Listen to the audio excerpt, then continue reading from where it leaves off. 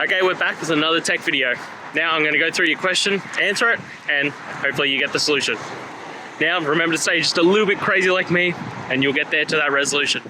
Alright, let's continue on to the video.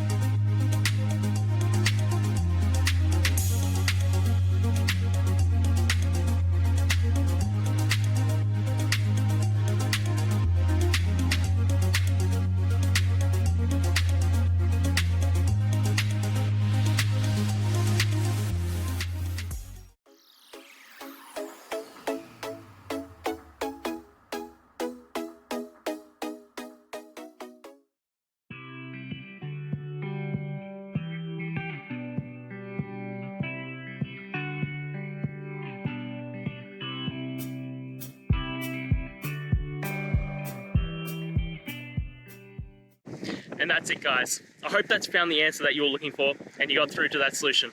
If you did, please hit the subscribe button. I'd really appreciate it. And until the next time you have a technical issue, I'll see ya.